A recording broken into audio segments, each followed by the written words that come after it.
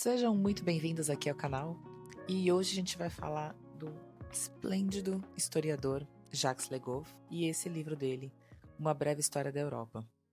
Jacques Le Goff foi um historiador francês, ele viveu de 1924 a 2014, então ele faleceu com 90 anos e deixou um legado surpreendente sobre temas de história, e não só em relação ao percurso da história em si, mas especialmente tem um livro dele que eu gosto muito, que chama Memória e História, se eu não estou enganada, em que ele conta a história da história, sabe? Historiografia em si. É muito interessante como uma visão macro do que é a história, né? E hoje a gente vai falar sobre esse livrinho aqui dele. Livrinho que eu falo não por importância, mas por tamanho, tá? Não se assustem com o pequeno tamanho dele. Ele é um grande livro. E tem uma frase dele que eu gosto muito e faz sentido para todo o estudo da história, que ele diz que a memória é um dos maiores bens da humanidade e que justamente uma memória justa é feita para iluminar o presente e o futuro. E é assim que a gente começa, então, a resenha desse livro incrível. A resenha vai ser dividida em duas partes. Hoje eu vou tratar do início da civilização europeia, como ela foi criada, descoberta, então, assim, os aspectos geográficos, culturais, sociais que uniram essa formação do que é uma Europa, até passando pelas civilizações gregas, romanas, chegando na Idade Média e lá para o seu finzinho. Então, a gente vai chegar mais ou menos até o século XVI.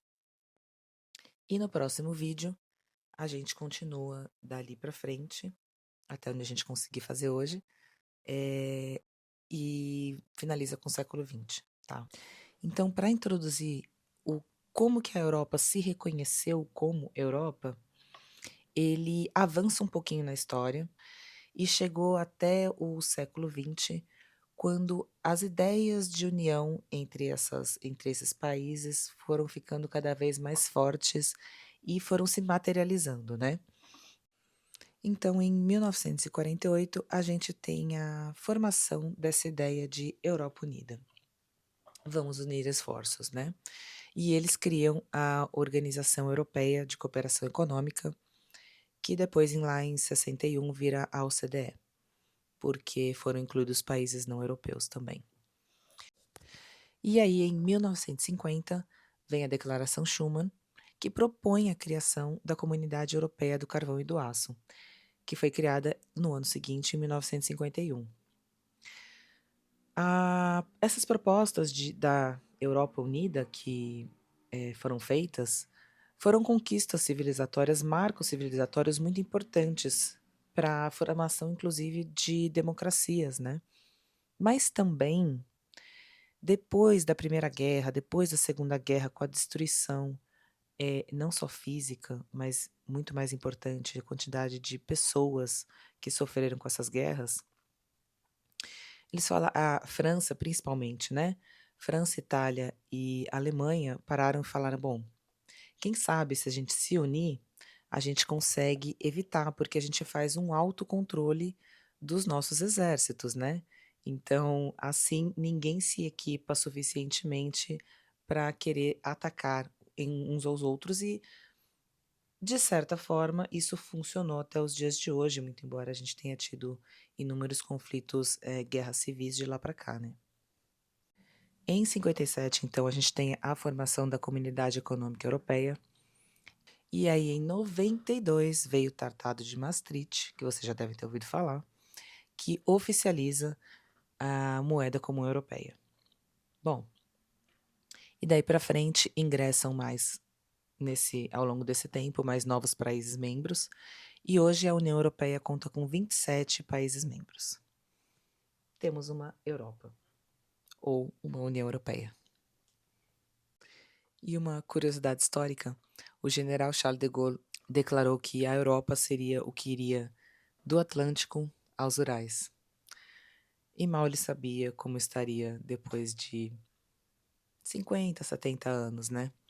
porque hoje os Urais, na verdade, ficam na Rússia, né? E antes de chegar lá, a gente passa assim por marcos civilizatórios russos, Moscou, Volgogrado, São Petersburgo, e creio que não há a menor condição de essa massiva quantidade da Rússia virar Europa. Inclusive, cá entre nós, Putin não ia gostar nada dessa declaração de Gaulle, né? Mas assim, ele ia estranhar. Por que que um país ia querer invadir outro da sua fronteira, autônomo, independente, a troco do quê? De mais poder político, talvez um revanchismo histórico sem fundamento? Bom, então, a Europa tem uma origem geográfica muito favorável. E isso Jacques Le Goff deixa muito claro quando ele fala sobre a facilidade de transposição. Então, a gente tem ali as montanhas Pirineus, Cárpatos, os Alpes, mas são todas de transposição e movimentação muito fácil entre elas. Da mesma forma que ele diz que os rios são navegáveis. Então, a gente tem os como principais, né, o Reno e o Danúbio. Eles não são ligados entre si, mas eles têm uma ligação artificial chamada Reno-Meno-Danúbio, que fica na Alemanha. E essa ligação faz a, a interligação entre o Mar Cáspio, Mar. Errei. o Mar do Norte, até o Mar Negro. E falando em números, a Europa tem por volta de 10 milhões e meio de quilômetros quadrados, que corresponde em média a 7% do território mundial, e população de 450 milhões de habitantes. Não chega a 10% da população mundial, e se formos comparar, por exemplo, com o continente asiático, eles têm cerca de 60% da população mundial. É muita coisa. E na sua origem, a Europa teve duas principais fundações, que foram a língua e a religião.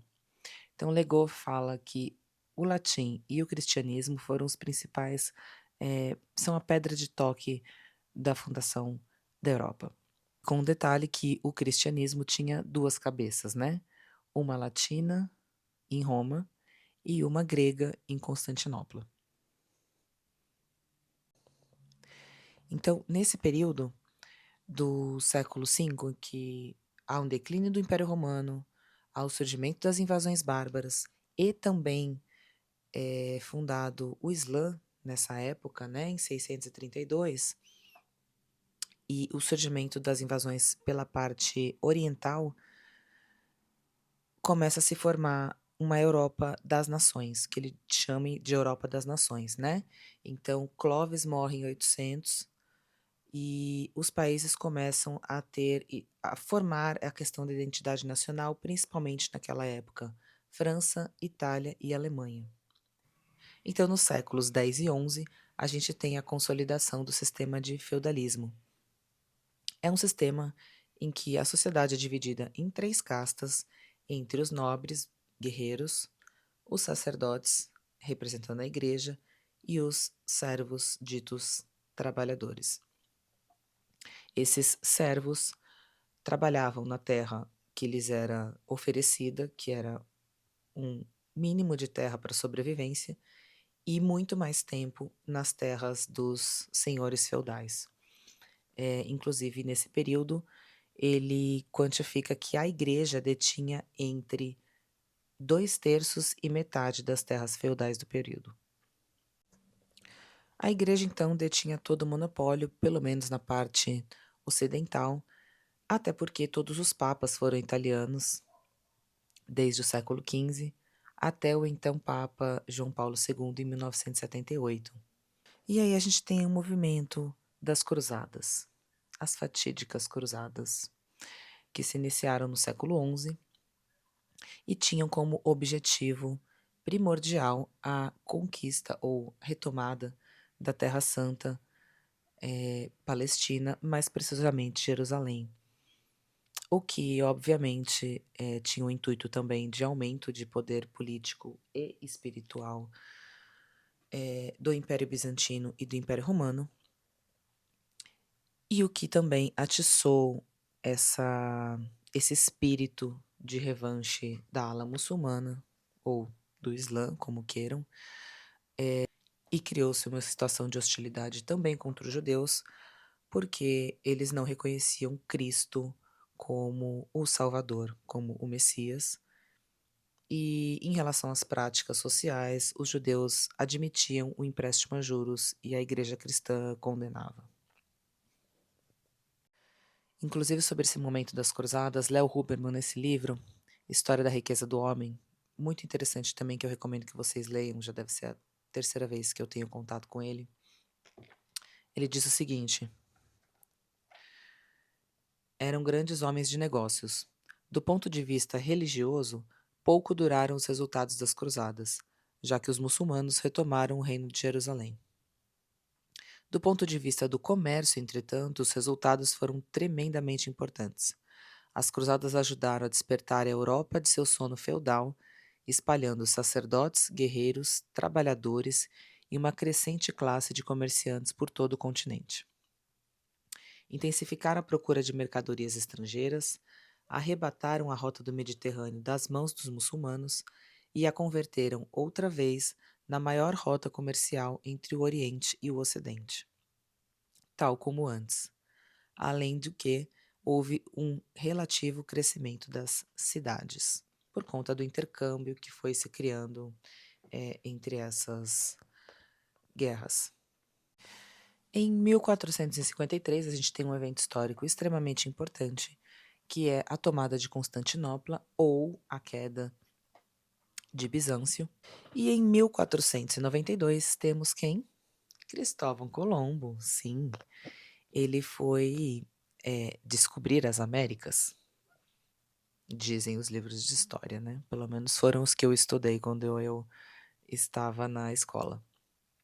Mas hoje a gente sabe que não foi bem assim.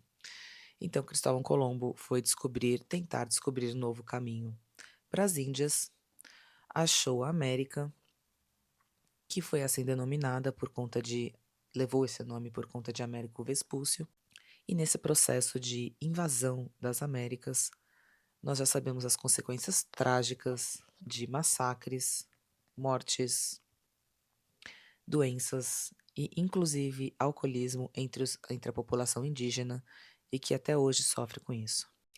E assim encerramos a parte 1 dessa resenha. Então eu vou convidar vocês para vir comigo para a parte 2. Terminamos fomos até o século XV e agora a gente vai navegar na parte 2 até o século XX. Então até o próximo vídeo. Então curtam, comentem, compartilhem. Vai ter a parte 2 de qualquer jeito, mas eu prometo que se vocês ajudarem, ela vai vir mais rápido. Beijo, até a próxima.